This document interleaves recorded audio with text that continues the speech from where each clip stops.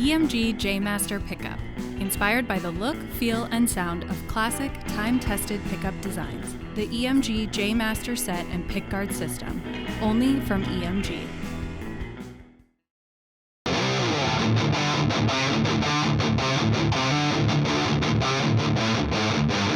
Let's go with, so this is my custom Gibson Explorer. Now this is your signature? This is my signature model, yeah. You know. So great. And, you know, it's one of those things, so like, you know. See how it's a little bit more sizzly? Yeah.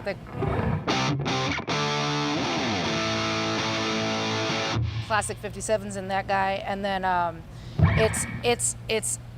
it's awesome because when they approached me with this, I was a Les Paul girl for a long Sure. time. Like my first ever Gibson that I ever saved up and bought was a Les Paul Custom. And so when they approached me with it, I'm like, well, do I do a Les Paul? And then I decided on the Explorer because the great thing about the Explorer is that when you look at it from a distance, you know that like, okay, it's probably not going to be country. It's probably not going to be pop. There's going to be something happening here, you know. And the reason I chose the white and gold aesthetic is because you could see it from the back, and it's just, you know. And it's never been done. I'm a classy broad. Yeah, You gotta, obviously, you gotta go with that. But yeah, it's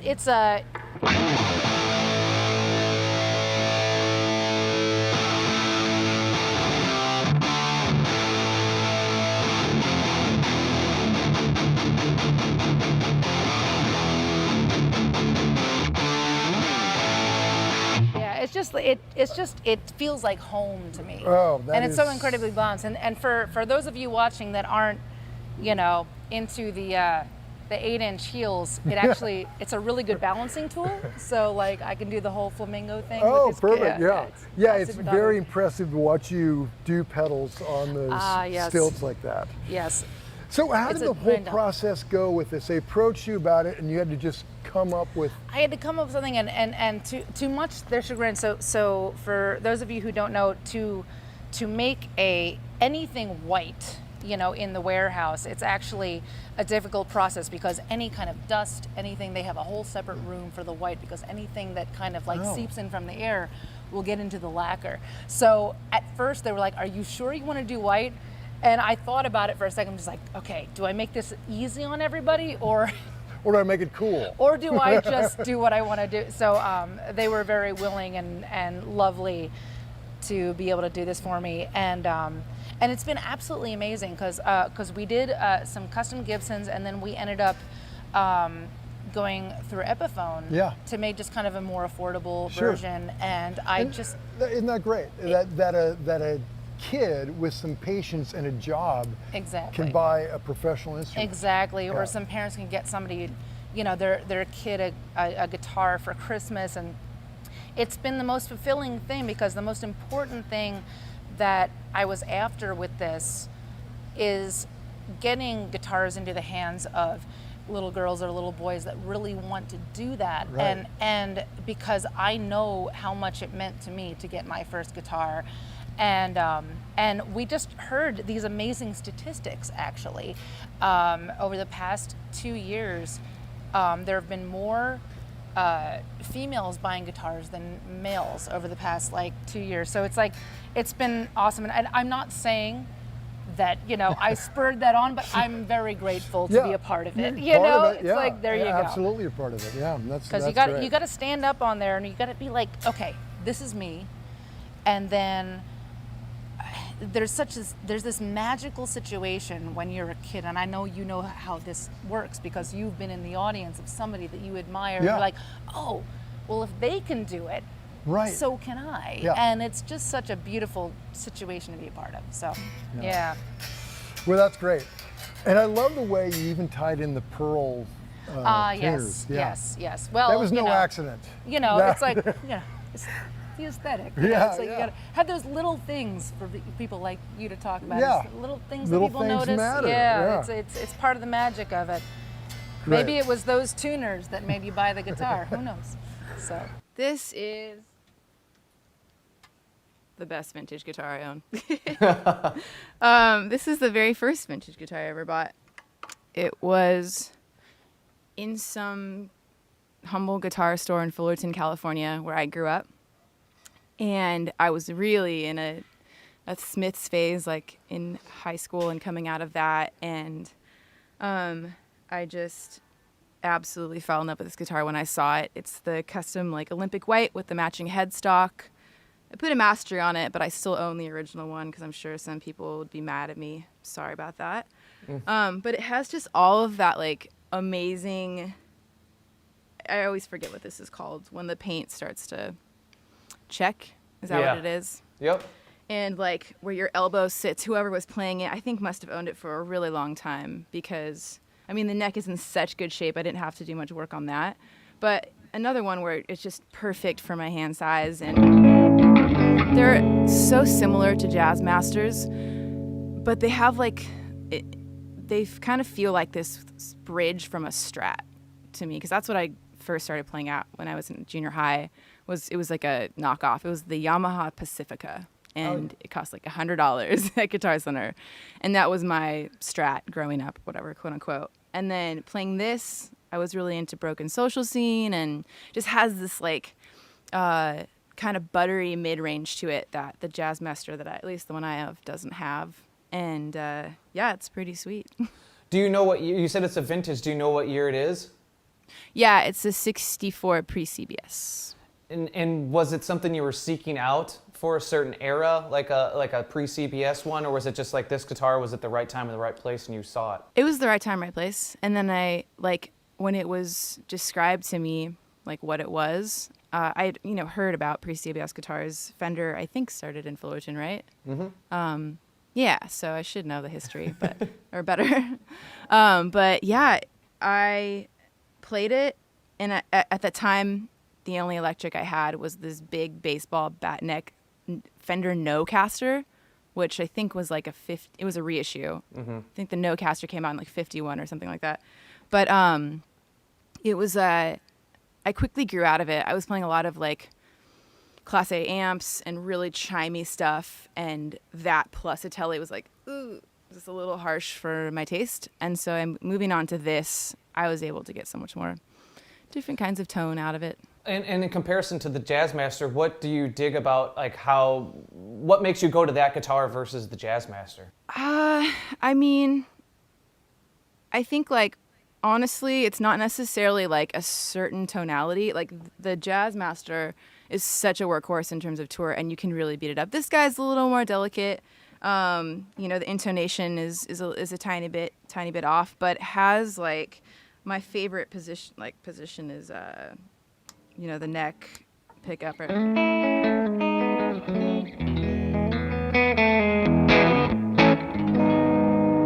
It just is so pleasing.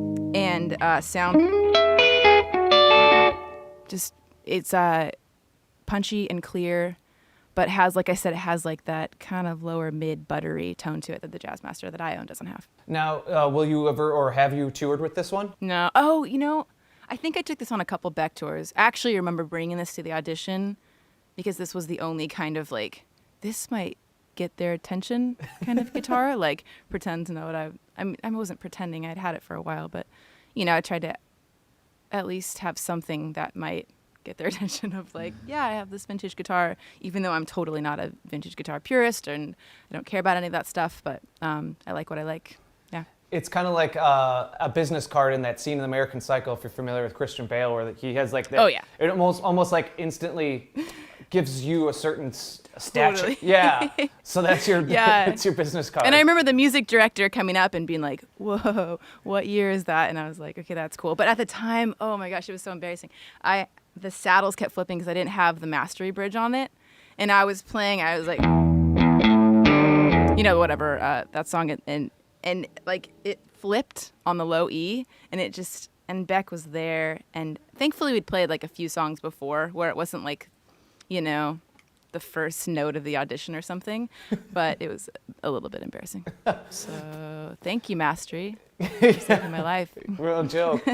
Well, I have to ask before we move on to the build, having your time with James Mercer and the Shins back, How did that ever impact your kind of gear selection or gear vocabulary because of whether they put stuff in your hands? It sounded like Beck kind of opened his vault to you, and James is obviously synonymous with the Les Paul Juniors and P90s. So did any of that rub off on you, or? Yeah, that's a really great question. You're right. Like Beck was kind of the intro into, I call it colors. Like I see pedals as colors, and I'm not a gear hoarder. I don't like go on forums and seek out like what is the newest. It's just like I just try to go to shops and play and see what connects with me. And so he really brought me more into that world. And then the world of colors for the shins, you know, James, I actually don't own any guitars that have P90s. My ears never gravitated towards that. I don't know why, although I would really love to have a Les Paul Jr., something like that. And I think it's in the cards soon. Cause yeah, as you can see, I have a lot of offset guitars, and then this is my only true, well, we'll get into the billet that has humbuckers, but they sound like single coils. But this is my true like wide range humbucker guitar, the Starcaster. But with James, he would play like, you know, multiple parts on Shins records, and there's a lot of counter melodies and really stabby things, and a guitar. It was funny. I had a Silvertone.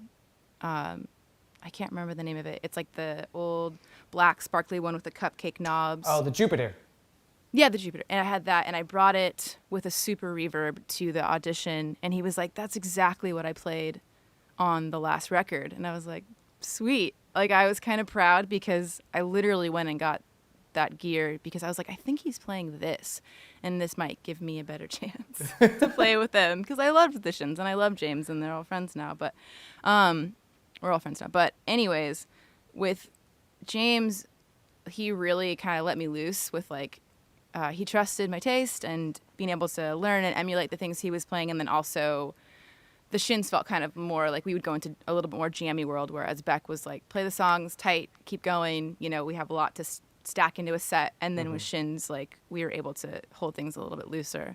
And so I added more colors to like my pedal board, and it definitely influenced a lot of the sounds that I went on to use for Secrets, the second record, and then this last one too. Speaking of weird, let's just go right at it. What's this guitar? All right, this is a Squier Supersonic. This is a series, the Vista series, that were Japanese guitars in the mid-90s, like 96 to 98-ish. I became freakishly obsessed with them like 5 years ago. I saw a blue sparkle in a guitar shop, and I was like, ew, that thing is so stupid. It's facing the wrong way. It's ugly. It's just this dumb guitar. And then I like went home and was complaining about it to my girlfriend at the time. And then I realized after like a week of just like shit talking this guitar, I was actually in love with the guitar. So I sold a bunch of stuff and traded things around and went and got it. And then I freaked out for it. And so anyways, there's 4 of the Squier editions that exist. And I completed my collection last year. Okay. So I have all 4 of them, and it's just this funny guitar. It's an upside down and kind that's of how like, it comes though. So because Perry is asking before we start rolling, like this is how it looks. Yeah, this is it. No, this is it. It's the dude, one of the Fender guys modeled it after seeing Hendrix playing an upside down jack. Okay. So that was the whole deal with it. So yeah, so it's just a, you know, that's how it comes. It's this weird little funky guitar.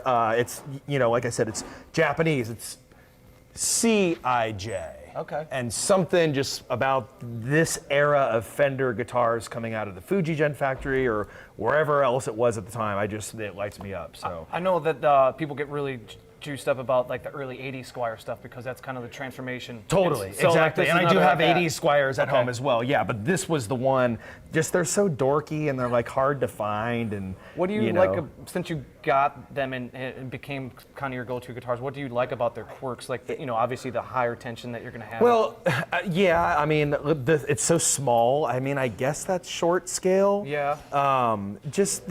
It's like an illusion. There's so many people who'd be like, wait, what? Is it upside down or whatever? And that's like totally my personality, that it's like something's wrong with it. Yeah. You know what I mean?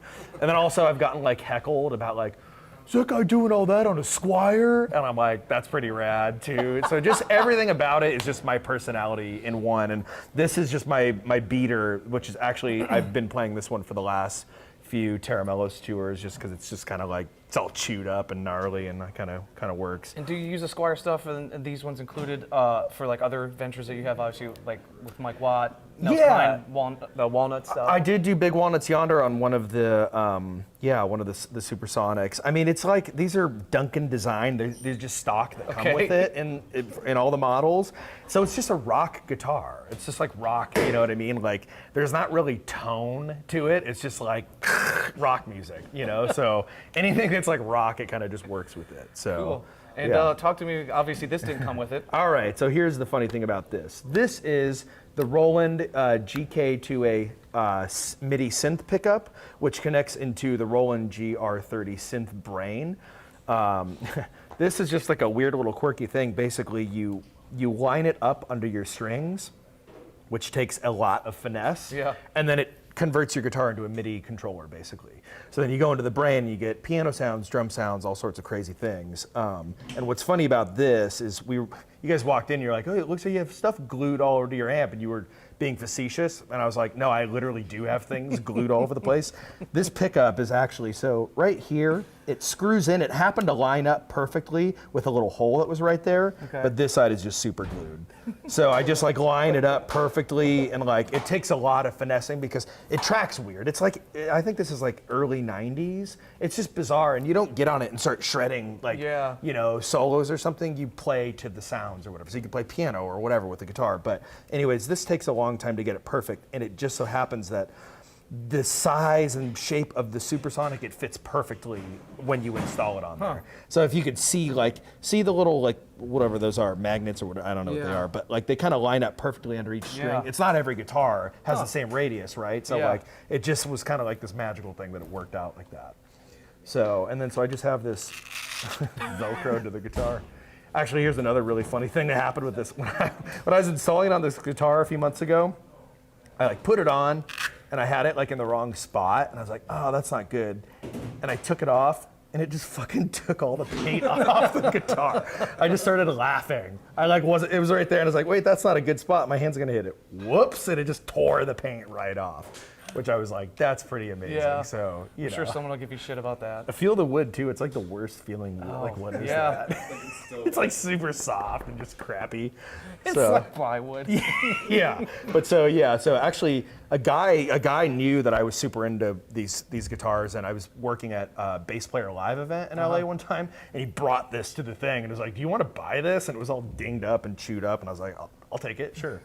I want a black one, so that's the guitar. So that's kind of what's doing with this guy. Before we go to the more standard offset, I kind of want to get your philosophy on that. You kind of touched on it. You like your attitude or your personality is a little off.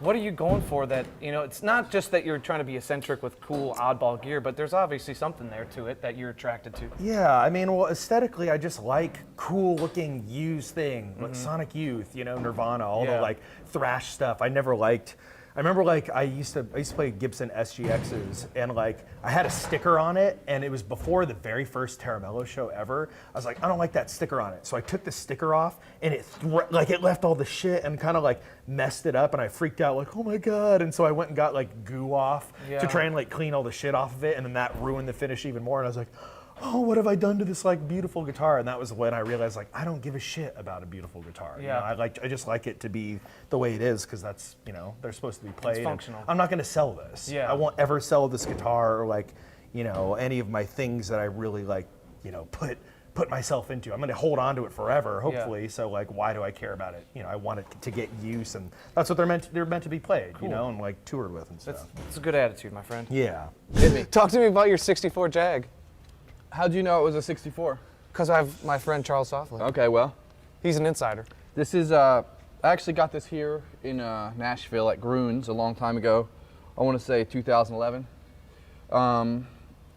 It's a '64 Fender Jaguar, and the Sunburst, are the less rare, but they look way better, and you can see I beat it up pretty good, but this has been pretty faithful. Like songs like KV Crimes and others and pretty much all my other songs that I play electric, I use this guitar. And Do you keep, because I believe you have a second one? You keep that one? So that's what happened, and then, you know how Jaguars are, they're finicky. I just got a mastery bridge put in. Ooh. I finally joined the club there, but like, so my whole band, everybody was. Are you a believer? Now for sure, because Yeah. it would just be popping out, and then you put a buzz stop on there, and that makes the tone. No offense to buzz stop, but it makes the tone pretty neutered. You could say neutered. Yes. And so yeah, so I got heavy back into it, making this next record, and I thought that I should just get an identical '64 Fender Jaguar, and then that way, if I wanted, I could just jam Jaguar throughout the set. I have a lot of different tunings, you know. Mhm. So, And but one that proved a little weird too. You know, you can't just have Jaguar, but maybe now with the Masteries, it really does, because basically, what was happening was the string was hitting metal twice. You know, like whatever. I can't explain it, but others could. But now it's just like kind of pure string tone, and you can really bend it, and it doesn't go out of tune. How long have you been using the Mastery now? One day.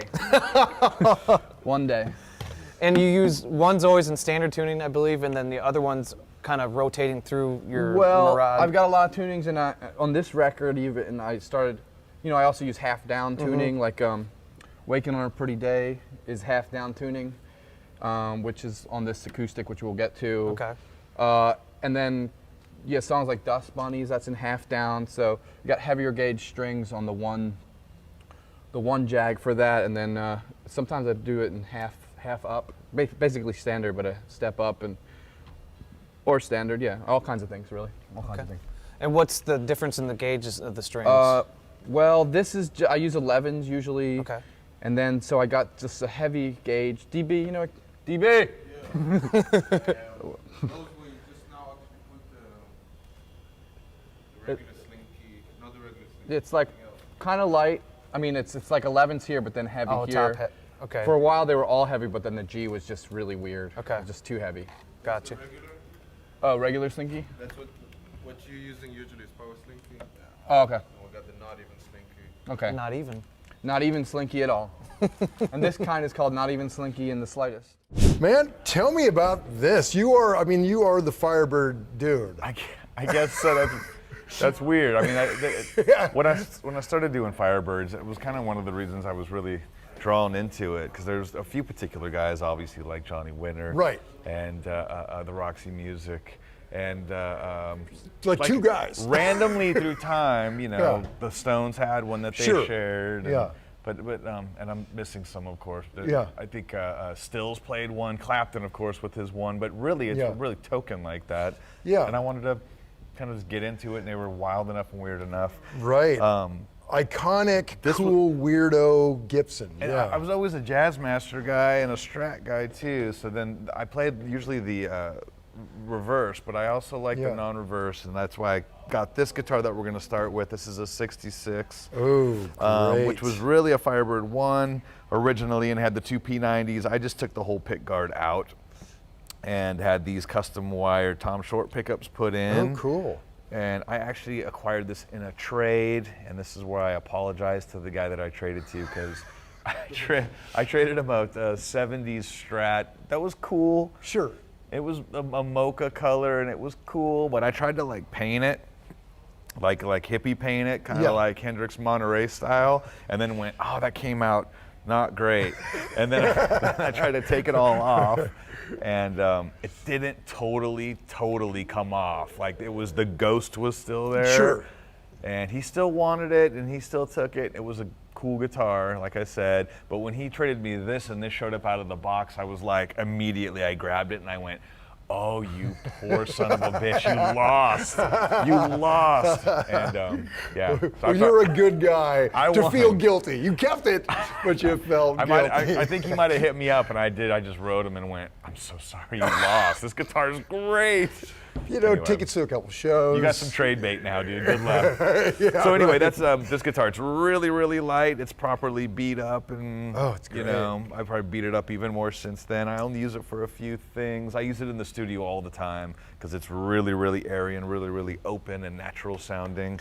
Right now, I'm using it for a song called "Thundering Voices" in our set. So it's in this weird open D, kind of droned out even D. acoustically, it's alive. It rings. Yeah. Right. Cool. All right. Did you find that offset long neck take you a little time to get used to? Only if I'm switching guitars, which I do, as you'll see today. If I'm using like a JazzMaster, it feels like this. Yeah. And then, you know, if the stage is black and I get handed one of my Firebirds, especially the you know, the reverses or whatever, it's like, brr, feels like a little like this. I'm like, someone's got to turn house lights on, because if I'm in the dark, I don't know where this is. Yeah, so it gets a little awkward and weird. But no, just as playing them, I think it's a perfect feel. And I like that about the Firebirds too, that you're really wrestling with it. This one's a little more friendly, but some of the other ones we'll bring up, they're more baseball batty on the neck. Right. And it's not, you're not gonna do sweet picking on these things. Yeah. That's not what it's about. It's a wrestling match. And that's why I'm using really high watt, loud amps and real fuzzy tones. It's more like big wave surfing. We're not going to get squirrely and crazy. It's like pulling big, slower moves, because it's like a bigger wrestling match. You're an Explorer dude, so talk to me about this one. I am, yeah. So this is actually my second Explorer. This is an E2. I found this at Mike's Music, I believe, in Cincinnati. Okay. It happened to be, you know, are you familiar with the store at all? Yes, I've never been, but it's gotten brought up on other rig rundowns. So it's notorious for good finds. Right, absolutely. So yeah, there's a venue right next door. I think it's called Bogart's, and so I happened to go over there one day, and when we were playing, and I didn't find anything that really like struck me. And at that time, I was playing like sort of a white reissue. But stuffed behind like an SVT cabinet was this guy, like just crammed up against the wall. Yeah. And so I reached behind it, grabbed it, and here he or she is now. At the time, it had the original stop bar, or what is that what that's called? Yeah, what do you call it? Yeah. I don't even know. But you just play the damn thing. Yeah, right. So we modified that. You know, I think we probably put in a nail bomb here. But yeah, I mean, it's definitely seen a lot of years, a lot of wear. The headstock's been severed several times. Yeah. I think if you look in the light just right, you can see through it. Oof. But yeah. Now, when you landed on this at Mike's Music, were you seeking an Explorer, or was it just literally one of those aha moments? Yeah, it was kind of an aha moment. When I found my first Explorer, it was used at a Guitar Center, and Travis and I were, you know, this was like our second tour as Coheed and Cambria, and we just figured, you know, we wanted new guitars. And I found mine on the wall used, and I was like, you know, James Hetfield plays an Explorer. It's kind of outrageous. I like to think I'm a bit outrageous. So I got it, and I found that I just found them comfortable. You know, a place where I can sort of rest my arm at times, and I don't know. I think they're super cool looking. Yeah, the E2 I didn't realize until recently that makes them different is obviously different wood components, but that the beveling that happens, making them less harsh, I guess, in the arm. Right. And so I like this guitar so much that I found the sister V, so the same colorway, across the street from MSG. Was another impulse buy. But yeah, I have that at home at my folks. And I think, in case people didn't watch the last one, this one is dated as an 80, right? Yeah, as far as I know, I think it's the same day my brother was born, January 4th, 1980. So that was a big... that's very serendipitous. Yeah, so it was a big part of like the excitement of the purchase. Cool, man. And then, so this axe has been sort of, you know, my kind of staple. Let's talk about this sparkly, as Perry would say, it's perfect for like a fisher boat. It catch some fish on that sucker. Yeah, definitely. How did you get to be a Talman player, and how did you get this sweet color? Well, I started out just playing Telecasters. I have a Talman version of this. It's the first Talman I ever received from Ibanez. It has like the lipstick pickup, the tele configuration thing. I think they're Bill Lawrence. What are they called? I'm blanking on the name of the I'm not well versed in Bill Lawrence, so I can't assist you in this one. Yeah, I will get back to you on that. Someone in the comments will know. I'm blanking out on the name. It's like a really easy word. Anyway, they were like nice hand-wound Bill Lawrence pickups. I actually cannibalized the pickups from my old, I had an SX Telly that I was playing. My friend Ethan Dillard from Louisiana traded me that guitar for a drum machine because I didn't have money to buy a guitar and I wanted to play electric. So we did the trade, and then I loved those pickups so much. When Ibanez approached me, I was like, is there any way we could cannibalize the pickups out of this guitar and like put them into a Talman? So that's why they put the Bill Lawrence pickups in the first one. And then I was playing that one for a while, and then at NAMM, I needed to borrow a guitar for a demo, and I was like, Mike, like, can I please borrow one of the Talmans from your booth? Like, I don't care which one, I just need to do a demo. Yeah. So I borrowed one that was I think it has these pickups, the Seymour Duncan 5.2 Strat set, and it was like a Sunburst one, and I played it, and I just loved how it played, and I loved the tone that I got of it so much. I loved how it worked with the Vox amp I was playing out of so much that I just told him, wait, from now on, can I just have like the Strat configuration set in all my guitars? So the rest of the guitars I have the Seymour Duncan set. Cool. And when as you played in, you started on the bridge, which that one will live in Perry's recycle bin of footage, but you switched to the neck pickup. Do you feel more comfortable in the neck, or is it when it comes to tapping and that type of stuff, or is it just kind of you let the music talk to you and where the pickups should be and how it sounds? So I find that I get the most dynamic range when I actually play on this pickup setting, the neck. But it's kind of noisy. Like single coils are just really noisy pickups, and live, I can show you right now. Like, yeah, that's at 60 cycle. Yeah.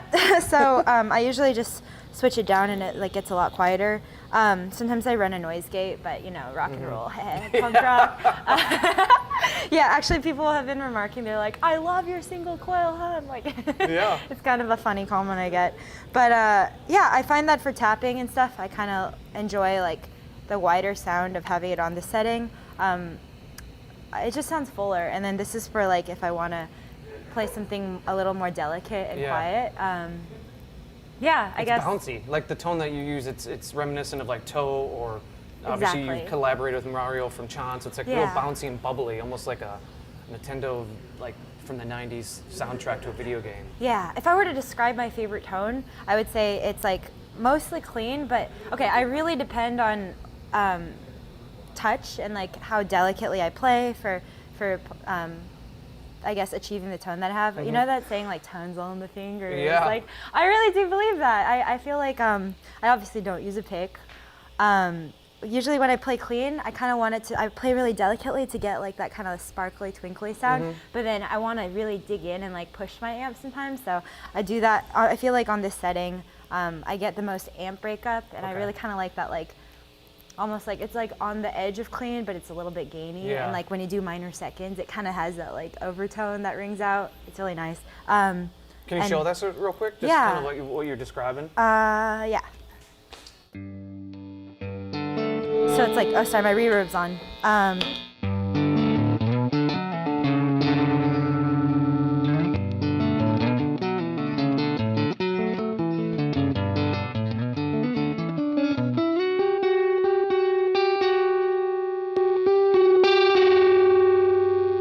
love that. It's very Bell-like, but like you said, right in the fringe of where things start to get hairy. Yeah.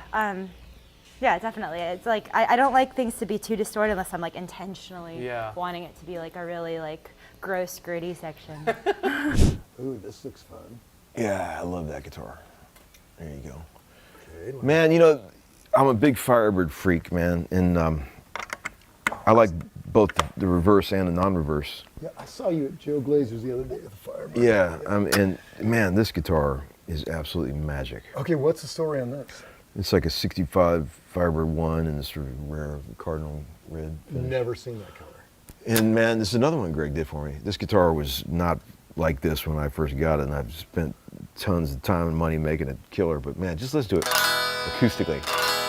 Yeah. It's unbelievable. This guitar is killer. It's such a good guitar.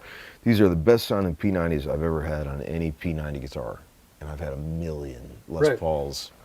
This guitar is a bad boy. Isn't that funny how there's such a variance in old gear? Totally. I mean, totally. Yeah. And I feel like these, you know, non-reverse Firebirds are kind of looked down upon by a lot of guys, you know, because they are goofy with the slide switch and the, you know, and there's the bridges that they come with are not great. But if you mess with them, I change the bridge and I goof with these things quite a bit. But this one is one of my favorite guitars, actually. I mean, this would be one of the last ones to go if I sold them all. This is a killer. Really? A really great one, yeah. Okay, let's hear this. Let's hear it.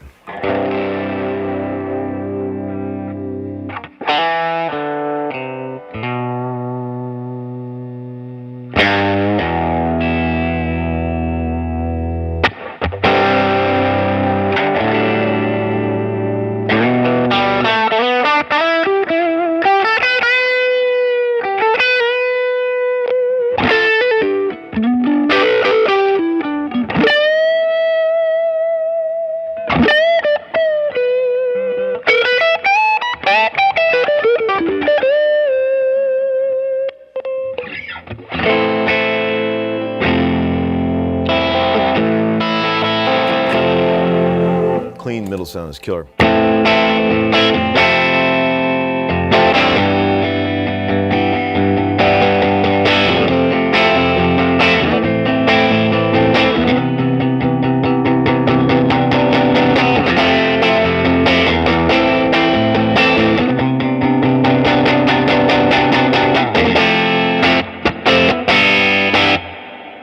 Killer. Right.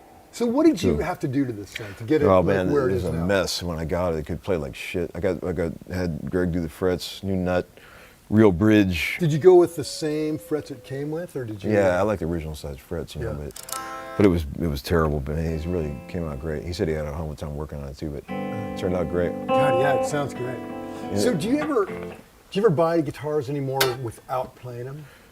Well, you know, I've done a lot of, you know, buying guitars on Reverb and eBay and stuff over the years, but it's scary. It's scary. Buying an instrument sight unseen is a very unnatural thing, Right. you know, because just holding the thing in your hands tells you so much. But I've gotten really good over the years at just looking at the pictures, man. You can really tell a lot, right? Like the guy's got great pictures, and I always pay a lot of attention to the text that the people write.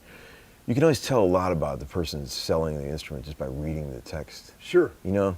Some people were like really honest and forthcoming about details, like little details, and you could tell this is probably a pretty cool guy that actually knows what he's talking about. Yeah. The ones I'm afraid of is a 1957 Les Paul Gold Top, all original. Right. Those are the ones you're scared, because it's like, well, tell me something about the guitar. Yeah, yeah. You know, I don't care. It's like, just give me some details. Is it Yeah. light? You know, what's it sound like? What's the neck like? You know, people that get into great detail, these are usually the cool guitars. Right. Right. You know. It's funny. I saw something on, God, I can't remember what it was, like eBay, Reverb, or one of those things, where it was somebody who was selling something bogus, and you actually called them out on it. Oh, Which yeah. it was like as a public service announcement. Yeah, I do to that. all of us. Yeah, I love that. Yeah. Yeah, it was great because this guy was, you know, he was a fraud. You know? Yeah, I don't like that.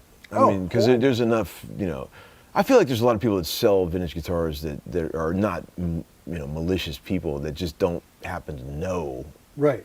When you buy something from Grooms, man, those guys know. They like know. If something's been done. And that's why I trust them so much, because it's like, some of the other guys will sell you stuff and they think it's original, but they don't really know. Yeah. You know, and you can get screwed. But it's like, it's a lot of money to be spending on stuff when you're not really sure. You know what I mean? These things aren't cheap, you know. Oh yeah.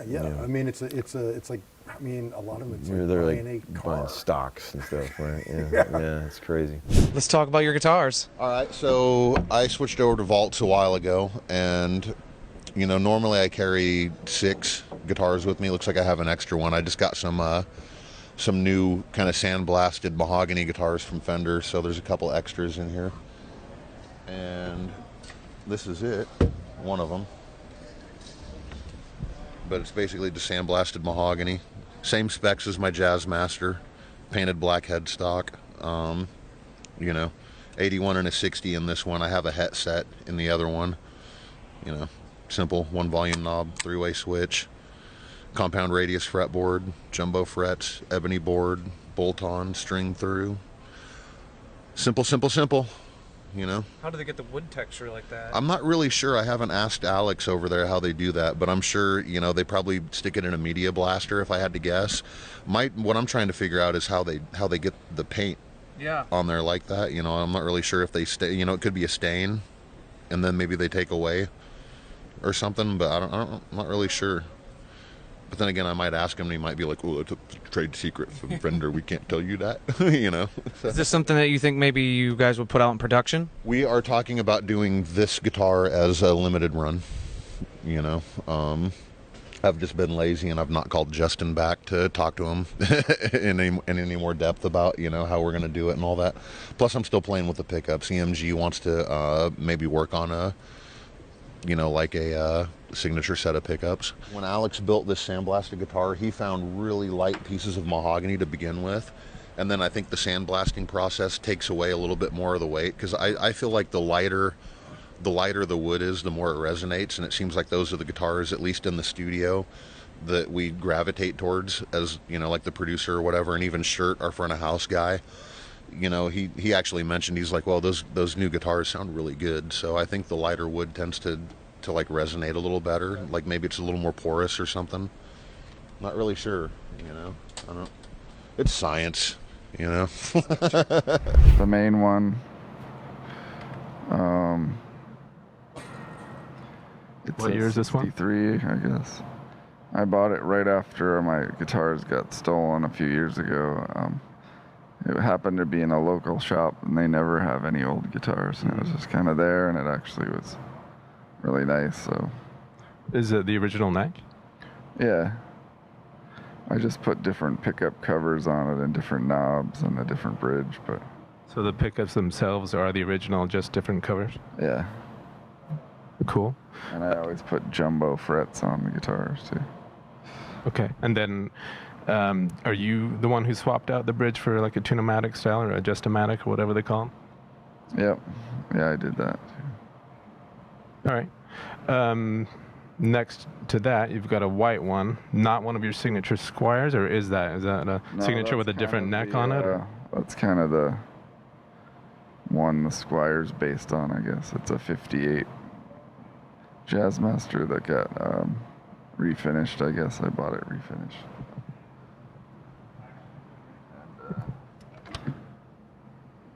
I put some gold hardware on it. I had a gold whammy bar, the tremolo piece, but I haven't put it on, but I have it at home somewhere.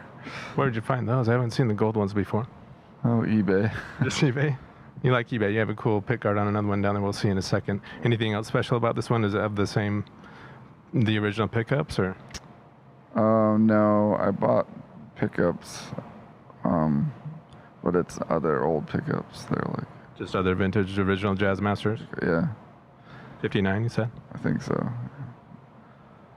Have you done anything to the wiring on either one of these or any of the others, or pretty much standard? Yeah, sometimes I'll disengage the top knobs and switch. So that you don't accidentally go into the rhythm mode and lose all that attack and stuff? Yeah, either that or I'll stuff a pencil eraser in the switch so I don't hit it. That's a much easier way. Yeah, don't have to unscrew anything. Yeah, but you have to whittle it down with an X-Acto knife or something and jam it in there. So it's better, yeah, to get it wired. When he was 17 years old, his folks took him on a vacation to New York. He tells me. Yeah. And he went down 48th Street. He read about it or whatever. Went down Fort Manny's and all that. And the '76 Explorer was in a window, and he went, I want that. And at Manny's, and or he didn't tell me which store. Sam Ash or whatever. Yeah, one of those, right, man? Yeah. So he takes it back to Harlan, and the other three apparently went, what is this? You know? But he loved, even then, as young as he was, the tone of that ball back neck. And there's two productions in '76. There's a January to April, which is less thick, and then there's a April to the December, which is really thick, and it's just done by I know them by serial number. So he owns 11 of these now, you know. And they are all roughly in what? Yes, and they're straight up. They're just straight up. And what year are they? All roughly the same year? Yeah, or? 1976. He only plays 1976 Explorers. Wow. And there's kids, you know, they'll send me notes up on stage. I got a 76, and it's so cool, you know. Does he have you looking for 76s all the time? Yes. Well, anymore, it's toned off a little bit, you know, a little bit. But he let me buy the majority of these guitars and bring them to his attention. Cool. You know, but because back in the day, he said all he had when he toured was this guitar in the War and Boy, and then he got a Strat, and that's all he had. Now, I wish I'd have been around for that. Yeah, right. But you can hear the sound. I Will Follow, Beautiful Day. Electrico, I think. Right. So, do you out of control. Make any modifications to them? No. I keep the frets dressed. We got a guy, a great cat in Dublin, Derek Nelson, Danville Music. He's Edge and I's go-to guy. He knows exactly the fret type. He knows the actions, which is pretty much a 30-second to a 30-second. But no. Edge believes that when he takes it off of a wall, or I bring his attention, that's it. We don't. Right. Well, what we're gonna do is, you know, and put a Fat 50 here or something like that. No, he doesn't do that. That's the sound. He stays with it. Yeah. And which is unique. Sure. But yeah. it's also very cool. Yeah, very you know, cool. He serves the song. Right. He does, man. Bono and him sit down. They write, and of course the lyrics come. But Edge serves the song, and he'll go, let's see, what would best serve single coil, whatever, and he'll use that guitar.